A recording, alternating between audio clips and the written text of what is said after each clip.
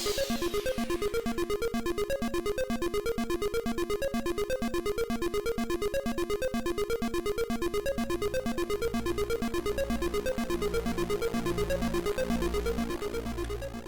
there, how are you? So you are now here because you are interested in the PeerTube topic, right?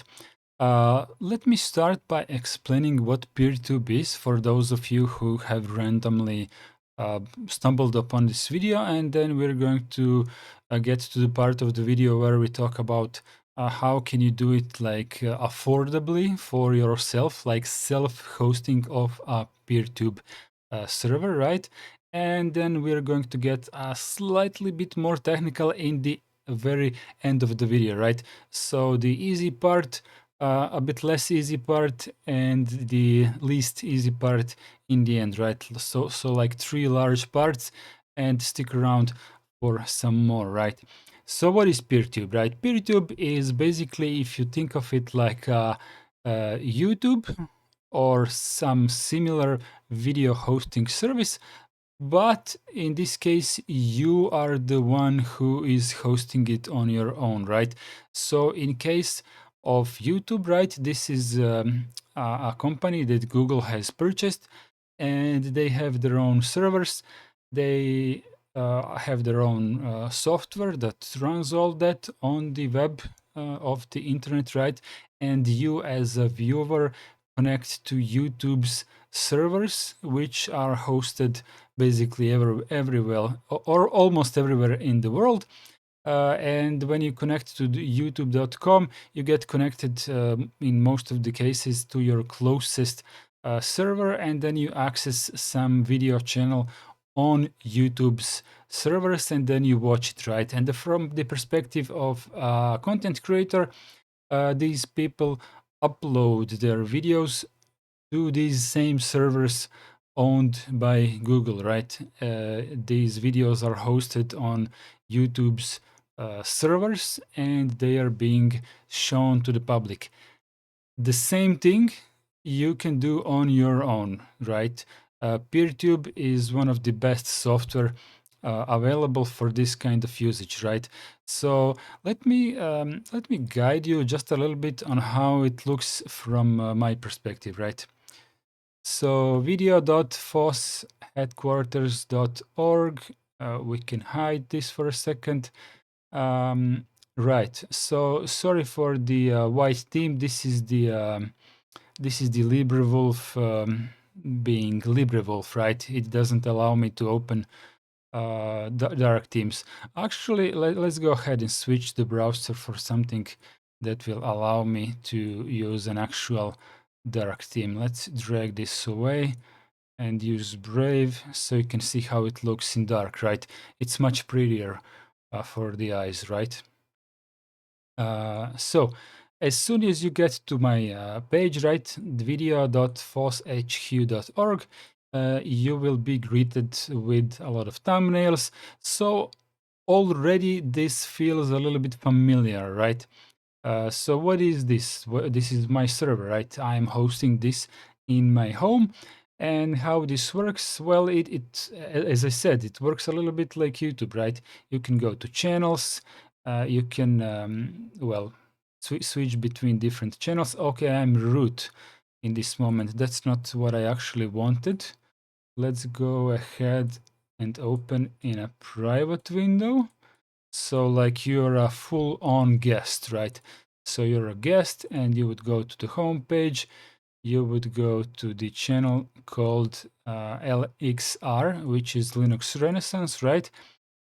You could see other channels on this server, but in this specific case, I am not hosting this server for anyone else, at least not at the moment.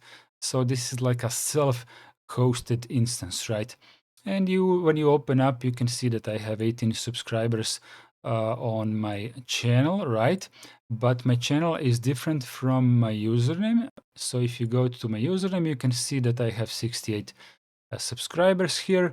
The number is small because I have only started this version of server like a week ago. but generally I have been hosting my own PeerTube instance for about a year now. I have another one which is currently getting decommissioned, so we're not going to get into that one. And well, you know, when you want to watch some of my videos, sorry for the sound, right? Let me mute that. Well, you just press play. You can see what is going on in the video. You can watch it. You can open the subtitles. Subtitles are automatically generated, just like on YouTube. You can see here there is only one peer connected. So what the peer means, well, this is PeerTube, right? The way this works is that you host your own server at home, right?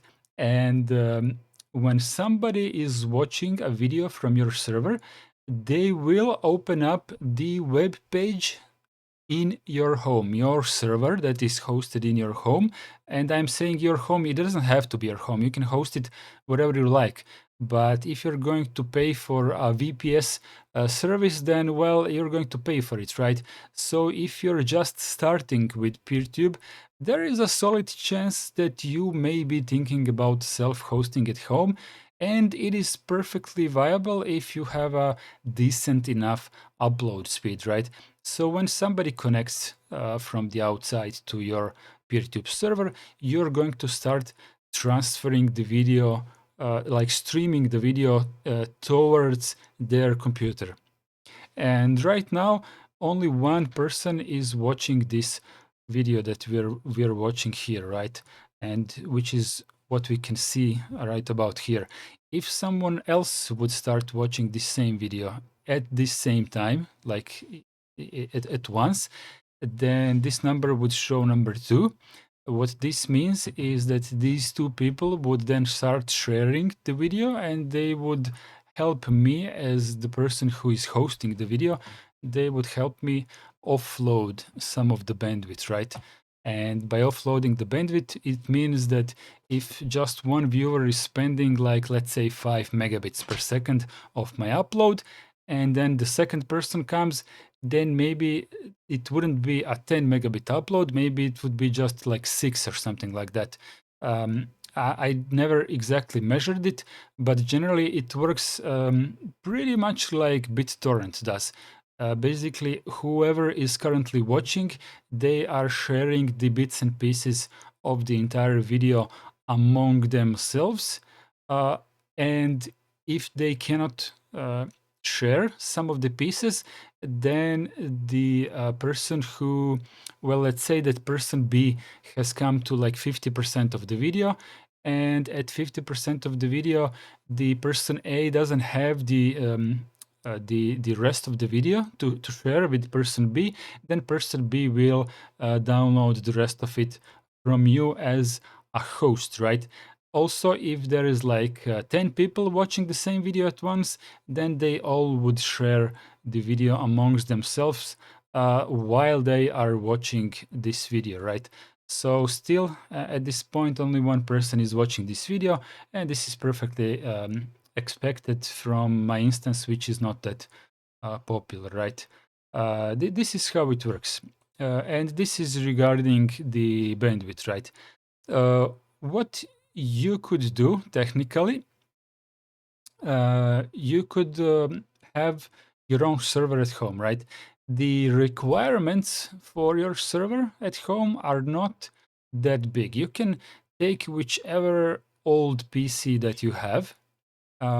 It should have like at least 2 gigabytes of RAM and as much space as you will need for hosting your own content, right? Give me a second to switch to a big screen, right? So one of the solutions is what I did, right? This is Raspberry Pi 5.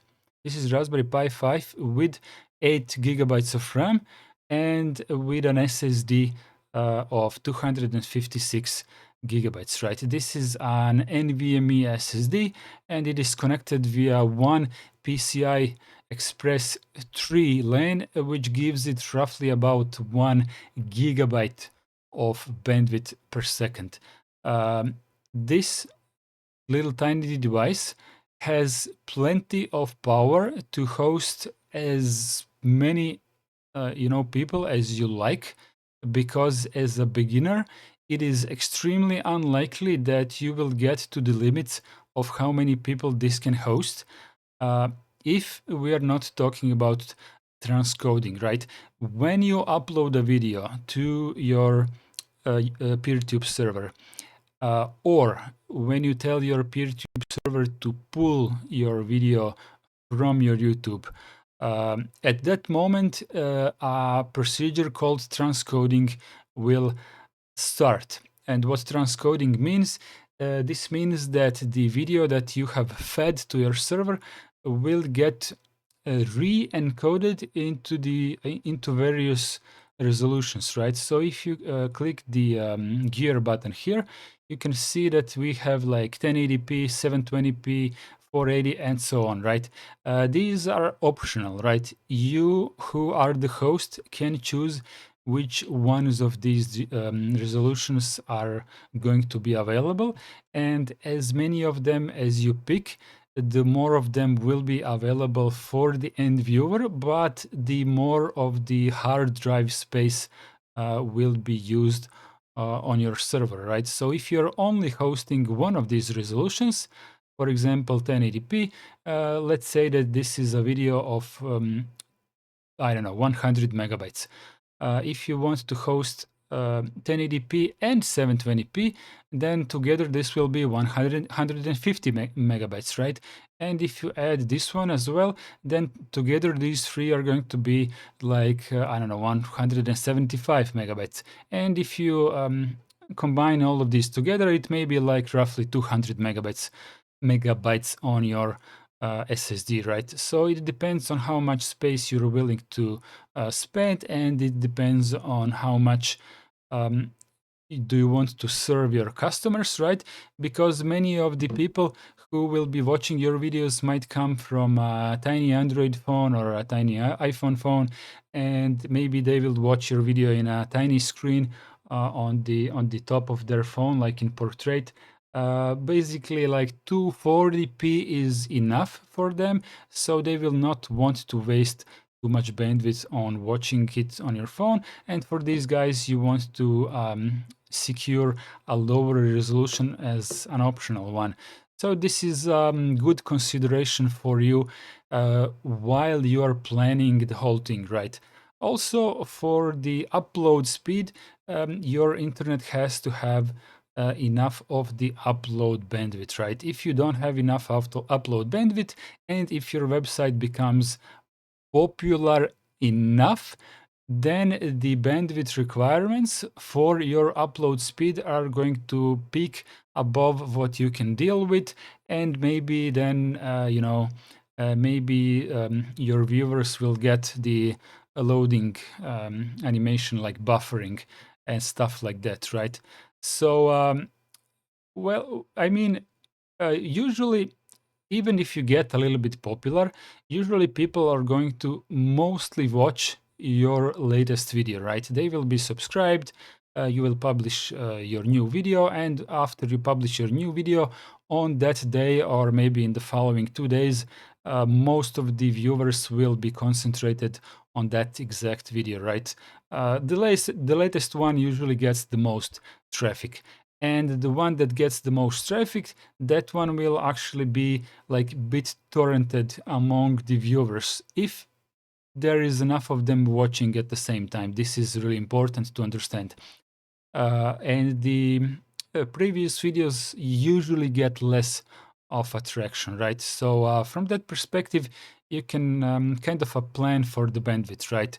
Because if you have like 50 megabits upload, this roughly should be enough for a pretty solid beginning, right? I would say. If you have more, of course, this is better, but generally you will get an idea once you get the ball rolling, and once you see on your router how much the traffic it is spiking, right? And how much people are reporting that they are getting the buffering animation or not, right?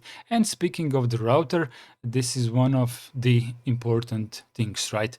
In order for a service such as this one to function, right, you need well, you need to do the port forwarding, right?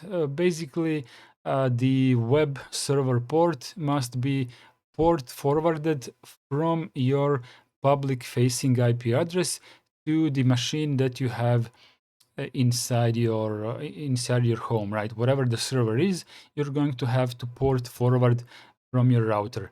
To the best of my knowledge, pretty much every ISP router can do that.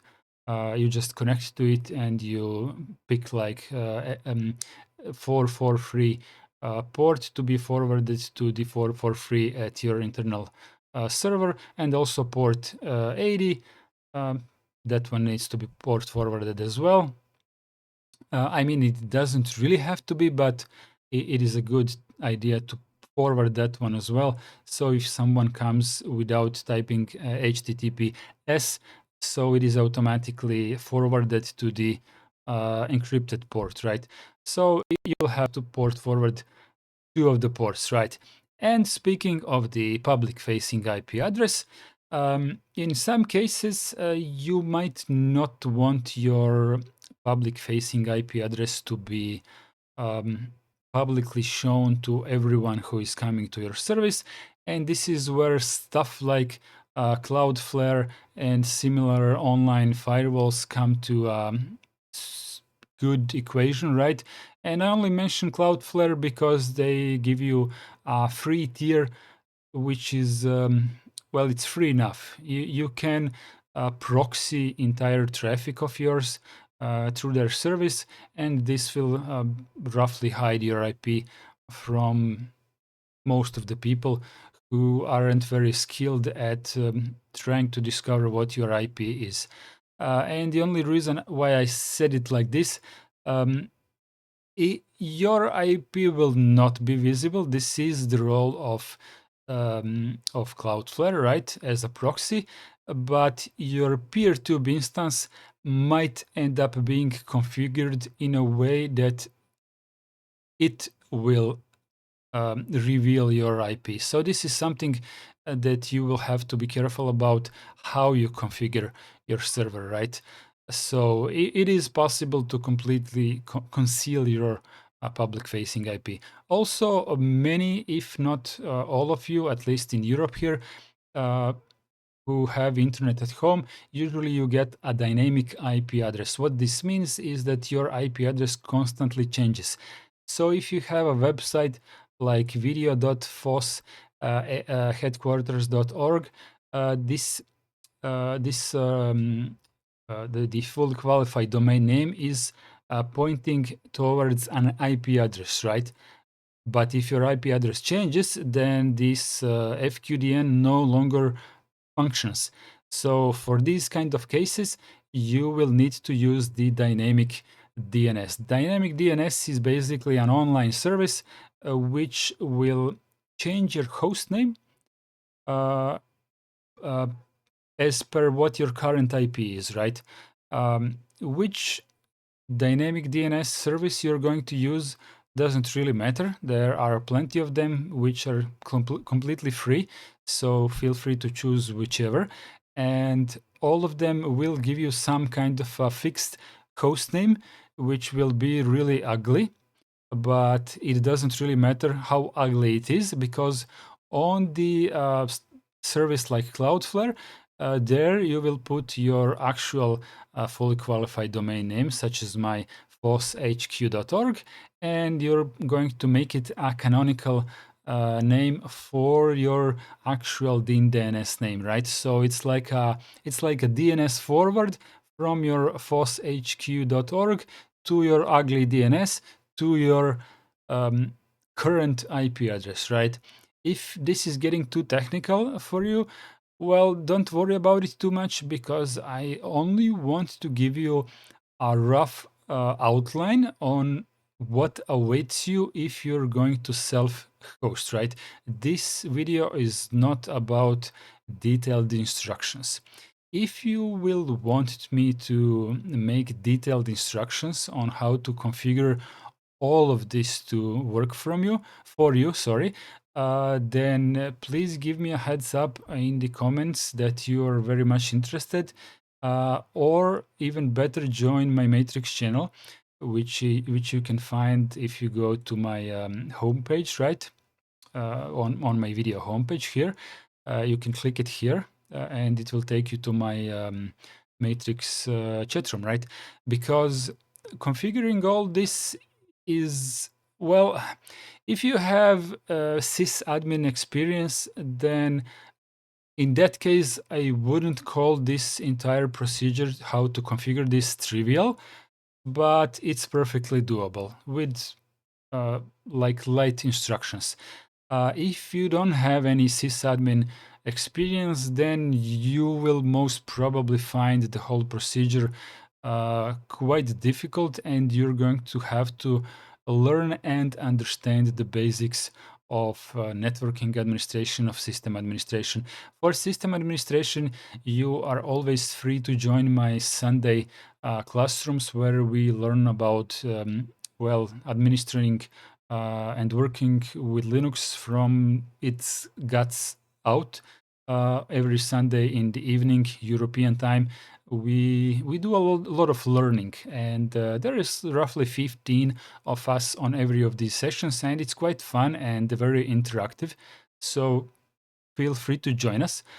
Um, but for the networking part of the equation, right, I may be able to give you a hand if you join the Matrix room, right? I cannot promise anything, but if you have some light questions, I have plenty of experience, like more than 20 years in working with networking, so I am relatively capable of explaining things in a way understandable to a beginner, right? If you are such a person.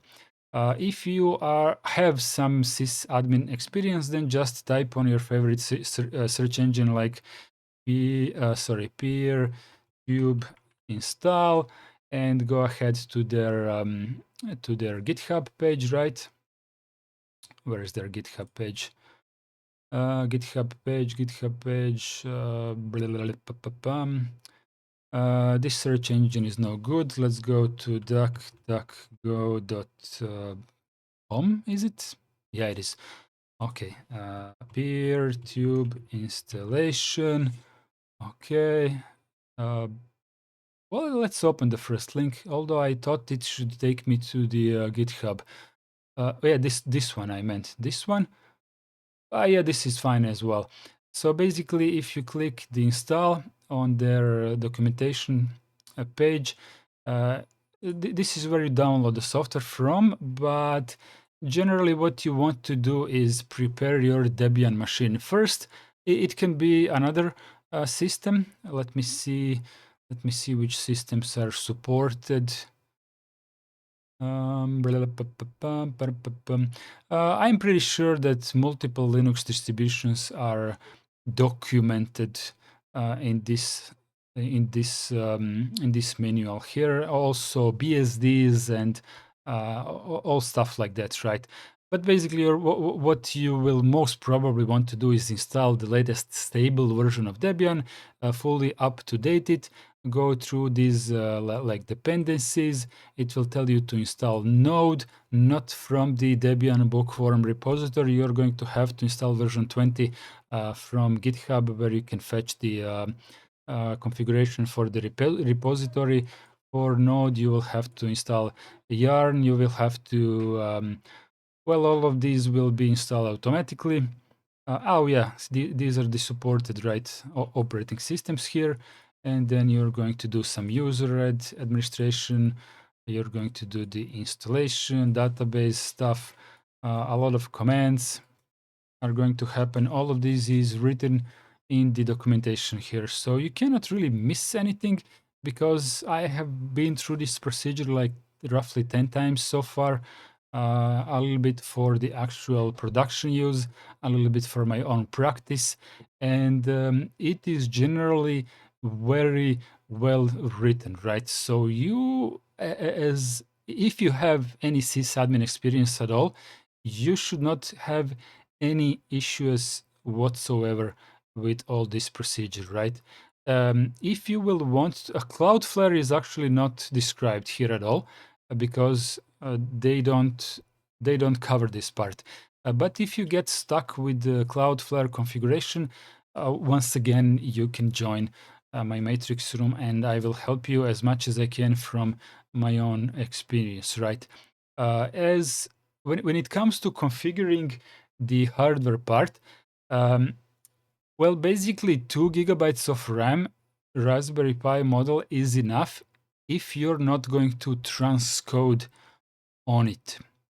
It doesn't even have to be Raspberry Pi 5, but 5 is better because it has PCI Express on it, right? Raspberry Pi 4 can also access PCI Express lane, but only if you use the compute module. That's the only version that can. As for the B model, only Raspberry Pi 5 can host it on top of his head, right? And you can put it whatever size you like. Like you can put 1 terabyte on it if you want. But if you choose the version with only 2 gigabytes of RAM, this will probably not be enough for transcoding. It will cough a lot, but this is not a deal breaker because if you have your PC on at the moment while you are uploading a new video, you can configure the system, your server, right, to offload the entire transcoding procedure to your PC, and your PC is going to chew on it and return the end result of all of the video resolutions versions to your PeerTube server. So PeerTube server will not have to handle transcoding, right? If you have enough RAM, 8 gigabytes is recommended. There is also a 16 gigabytes of RAM version of Raspberry Pi, but that one is completely unnecessary for this. If you have the money, go ahead, but it's not necessary. 8 is plenty if you need to do the transcoding. But also, if you do decide to do the transcoding on it, this is actually how I did it for the past year, then it is a good idea to configure in your PeerTube configuration to use only one core for the transcoding. This will, of course, be slower, but it will not slow down the serving connection towards the end users, right? What you want is the viewers to have flawless experience, and transcoding procedure can be as long as it needs to be, right? It's not a deal breaker. So I think this pretty much rounds up everything that I wanted to tell you about hosting your own PeerTube server. I could give you a couple more hints, like maybe configure your firewall at home to only allow connections from Cloudflare if you're using Cloudflare. So this way, even if people do find a way how to know what your IP address is, they will not be able to connect to your PeerTube server in any way because firewall is going to simply block it, right? I think this is it. Let me know in comments if you need more assistance with this, if you need me to make detailed instructions on how to configure everything in regards to PeerTube. But do have in mind that the entire procedure is rather lengthy, and it will take me quite a lot of time to prepare such a video. So if like 5 of you tell me that they do want me to make this video, in that case, I will most probably not make it, because making a really, really long video, which I will spend most certainly a day or two on it to make it, for just 5 people, that's not a good time investment, to be honest. So if there are only 5 of you, then once again, join my matrix. I will give you a hand to each one of you, okay? But in case a lot of you tell me that they really need such instructions in the form of a video, and they cannot understand the instructions on PeerTube website. And please do try to do it on your own, because their instructions are pretty great. They're pretty great, but when you're approaching it for the first time, you may have a couple of questions, because I myself had a couple of questions, right? Uh, there is always something uh, about what you're going to get stuck, right? And in these cases, it's no shame to ask for help. But after you have tried it on your own, like, don't ask questions before you even invested a tiny bit of effort. So that's going to be it for me, from me today, and I'm going to see you on probably live stream tomorrow, and we're going to talk about whatever you like. See you tomorrow.